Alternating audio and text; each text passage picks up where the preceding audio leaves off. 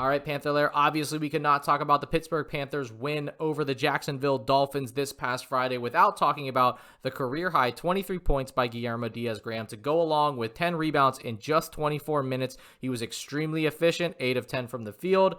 He did a couple things in this game that I think were really impressive, and he's growing in a couple areas that I want to highlight, and I think these first couple clips are going to capture that pretty well. So we're going to start with his contributions on defense. Now, when Guillermo comes into the game, he tends to hard hedge ball screens. There's times that he doesn't, but I think a bigger footprint for him defensively against ball screens has been the hedge, and there's good reason.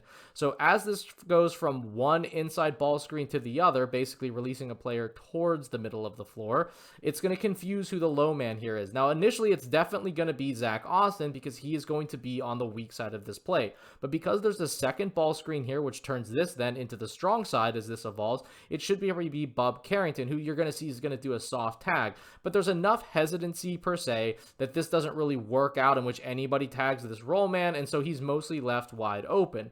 But the recovery ability and length of Guillermo turns this into a deflection and a steal for Austin. I mean, that's a lot of really positive things in terms of cleaning up on the backside and just his recovery. So again, decent design by the Dolphins because I think it confused help, but at the same time, Guillermo just really great individual play.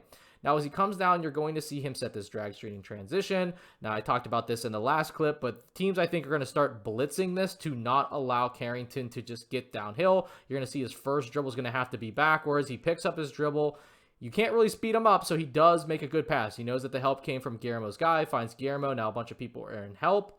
And you've seen this as well. Guillermo has really done a nice job of finding players who are on the perimeter when he makes deep post catches, right? Like 2 feet in the paint there. So let's talk about something else here that he's done well in this game and you're starting to see more of is when he gets into these 5-out looks, sometimes these delay looks, that he will drive the basketball in these situations. He's growing in that way. He's surviving a little bit more contact, clearly more confident. So let's take a look at the first game here where he did both of those things again, and this is why I think that it's a growing footprint for him, and it's something Pitt will continue to go through. So he runs the floor so hard, deep paint touch, but he finds low on the perimeter. Again, this turns out to be a miss, but I think this is something that Pitt can continue to go to when Guillermo's on the floor. It's something that he's clearly worked on. It's something he's very comfortable doing. So here we go, another kind of 5-out look. Ball is going to be in Guillermo's hands, and he's very comfortable driving here out of this kind of zoom mask, ends up converting. These are things that I think Guillermo is going to continue to do. Like I said, I wouldn't highlight him otherwise. It's one of the reasons he was effective and was able to stay on the floor aside from Federico's foul trouble this past Friday.